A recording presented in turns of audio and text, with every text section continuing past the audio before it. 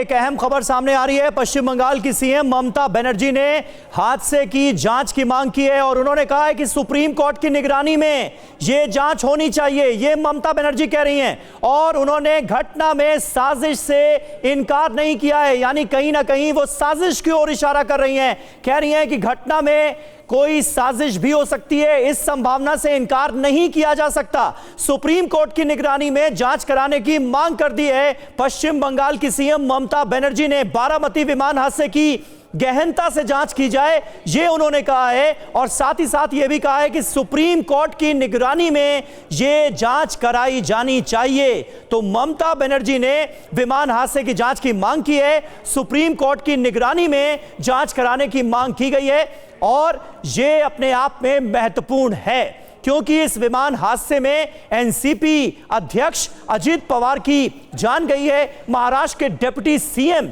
इस विमान में सवार थे और इस प्लेन क्रैश में उनकी भी मृत्यु हुई है।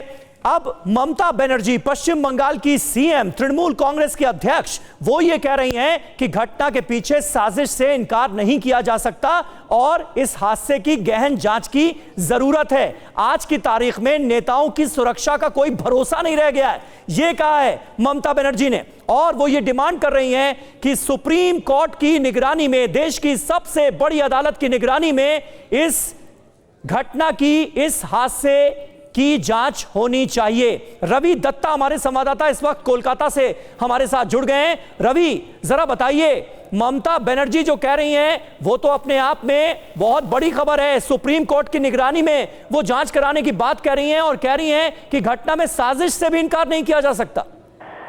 देखिए, ममता बनर्जी ने जो कहा है उससे साफ ये झलकता है कि ममता बनर्जी ये पूरे मामले को सीधा एक एक्सीडेंट नहीं देख रही है।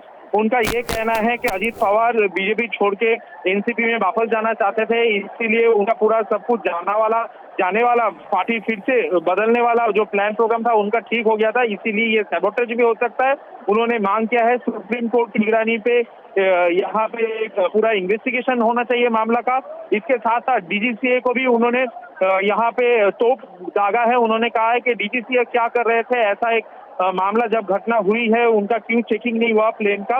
आज वो दिल्ली जाने वाली थी लेकिन उनका दिल्ली जाने वाला प्लान जो है वो कैंसिल यहाँ पे हो चुकी है और ममता बनर्जी आज सिंगूर में आएंगे, उनका एक जनसभा है। लेकिन उससे पहले ममता बनर्जी ने अजित पवार का ये प्लेन दुर्घटना को लेकर जो खुलासा किया है वो काफी चिंताजनक बात है। तो ममता बनर्जी ने कहा है यहाँ सैबोटेज भी हो सकती है।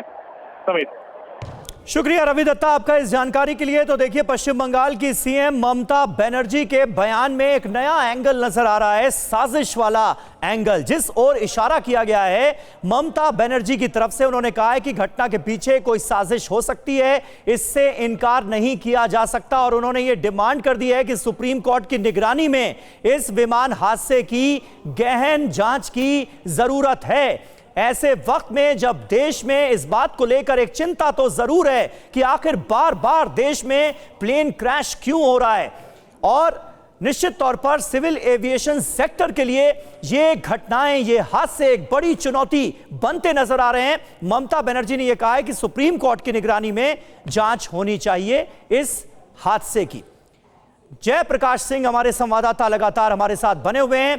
जेपी, अलग अलग तरह के राजनीतिक बयान सामने आ रहे थे, दुख व्यक्त किया जा रहा था, लेकिन ममता बनर्जी ने इस हादसे पर दुख तो व्यक्त किया ही है और कहा है कि वो शोक संतप्त परिवार के साथ हैं, लेकिन साथ ही वो ये कह रही हैं कि घटना के पीछे किसी साजिश से इनकार नहीं किया जा सकता। एक अलग राजनीतिक बहस छेड़ती हुई वो नजर आ रही।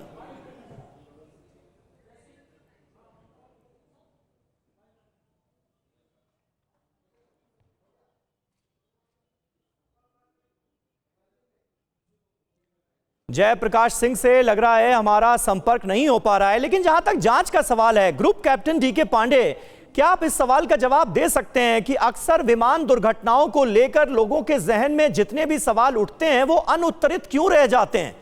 क्यों कई बार रहस्यों के बादल में कई जवाब खो से जाते हैं? ये क्या हमें सोचना पड़ेगा और जांच में इतना लंबा वक्त क्यों लगता है और सही तथ्य सामने क्यों नहीं आ पाते? ये सारे वो सवाल हैं सर। देखिए बहुत ही महत्वपूर्ण है कि जब देखिए इतने सारी वेरिएबल्स हैं कि आप किस वेरिएबल को पर्टिकुलर ठहराएंगे कारण, वो उसमें मतभेद होते हैं, तब दिक्कत होती है। हाँ। जैसे अभी थोड़े दिन पहले अहमदाबाद में जब दुर्घटना हुआ ड्रीम लाइनर का, तो उसके बारे में आज तक जो है कोई प्रॉपरली बियॉन्ड डाउट एस्टिमेशन नहीं कर पाया कि वो क्यों हुआ, स्विच ऑफ थे नहीं थे। हमने काफी उसको हर चल पर जो है वो डिस्कशन हुआ इसके बारे में, और बाकी कई एजेंसियों ने इस पर एनालाइज किया। तो ये वेरिएबल्स इतने सारे होने की वजह से ये नहीं हो पाता, नंबर वन। नंबर टू कि कुछ पारदर्शिता की कमी है हमारी तरफ से भी। हमारी तरफ से मैं बोल रहा हूं कि डीजीसीए हुआ या एआई हुआ, इन लोगों की तरफ से थोड़ा सा पहल होनी चाहिए कि भैया पूरी चीजें आर पार हम साफ दिखाएं, क्योंकि इसमें बहुत सारे हित जो है लोगों के प्रभावित हो सकते हैं। जो उनके जो एजेंडा है उनका कि मेरा कमर्शियली जो एक गुडविल है, इमेज खराब नहीं हो। जैसे अभी आप बोल रहे थे कि वो कुछ राजनीतिक नेता ये कह रहे हैं कि भाई हादसों की जांच होनी चाहिए और ये कमी आ रही है। देखिए कोई भी जहाज टेक ऑफ करता है, चाहे वो मिलिट्री हो चाहे सिविल हो, इसमें दो बड़े इंपॉर्टेंट फैक्टर देखे जाते हैं कि क्या तकनीकी तौर पर जहाज फिट है। वो जब वो पूरा उसका सर्टिफिकेशन होता है, वहां टीम होती है, देखती चेक करती, तब वो क्लियर करती है हाँ जहाज फिट है, तब वो जहाज क्लियर होता है। Number one. Number two, pilot क्या मेंटली और फिजिकली फिट है ये मिशन को अंडरटेक करने उड़ाने के लिए, तब उसको क्लियर किया जाता है जाइए आप टेक ऑफ करिए। तो ये दो, इसके अलावा और क्या फैक्टर आप चेक कर रहेंगे, क्योंकि वेदर वेरिएबल है, बाकी कोई टेक्निकल प्रॉब्लम है कभी भी आ सकती है। तो इनको देखते हुए कहना कि कोई पर्टिकुलर कारण क्या हो सकता है थोड़ा सा मुश्किल हो जाता है। लेकिन डेफिनेटली उस बात को मानता हूं कि पारदर्शिता में थोड़ी कमी है, क्योंकि उसमें लोगों के स्वार्थ जो है निहित है उसमें, और जिसकी वजह से कहा जाता है ना कि कहिए मत चुपचाप रहिए, तो चुपचाप रहने का वाला जो माध्यम अपनाया जाता है, क्योंकि इमेज खराब होने का डर रहता है। ठीक है, तो ये बहुत महत्वपूर्ण बात है और निश्चित तौर पर देश में इसे लेकर चिंता है, क्योंकि बार बार इस तरह के हादसों से जुड़ी खबरें सामने आ रही हैं।